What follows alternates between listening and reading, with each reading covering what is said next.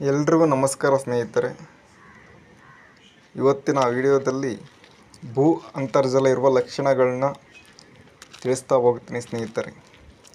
ಯಾವ ಭೂಮಿಯಲ್ಲಿ ಎತ್ತರವಾಗಿ ಸಮೃದ್ಧವಾಗಿ ಕವಲೊಡೆದು ಆಹಾರವಾಗಿ ಬೆಳೆದು ಹಾಲುಳ್ಳ ಮರಗಳಾದ ಆಲ, ಅರಳಿ, ಹತ್ತಿ, ಬಸರಿ ಮರಗಳು ವಿಪುಲವಾಗಿ ಬೆಳೆದಿರುತ್ತವೋ, ಅಥವಾ ಹಾಲುಳ್ಳ ಬಳ್ಳಿಗಳು ಸಮೃದ್ಧವಾಗಿ ಬೆಳೆದು ಗಿಡ ಮರಗಳಿಗೆ ಸುತ್ತಿರುತ್ತವೋ, ಅಥವಾ ಯಾವ ಗಿಡದ ಕಾಂಡ ಹೆಚ್ಚು ಬಿಳುಪಾಗಿರುತ್ತದೋ ಆ ಜಾಗದಲ್ಲಿ 40 ರಿಂದ 65 ಅಡಿಗಳಲ್ಲಿ 4 ರಿಂದ 6 ಇಂಚು ನೀರು ಸಿಗುತ್ತದೆ.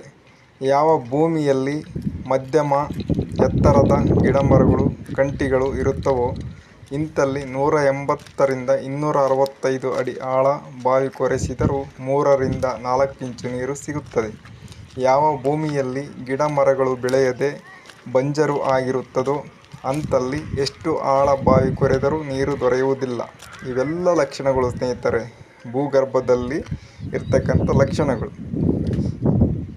ಇದಲ್ಲದೆ ಗಟ್ಟಿಯಾದ ಗಡಸು ಅಥವಾ ಕರಲು ಭೂಮಿಯಲ್ಲಿ ಜಲ ಬಿಂದು ಇರುವುದಿಲ್ಲ.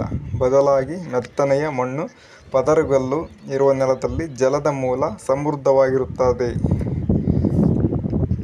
ಇವೆಲ್ಲ ಲಕ್ಷಣಗಳು ನನ್ನ ಅನುಭವದ ಅಧ್ಯಯನ ಮತ್ತು ಅನುಭವಗಳು ಇಂದ ಬಂದಿರುವಂಥದ್ದು ಸ್ನೇಹಿತರೆ.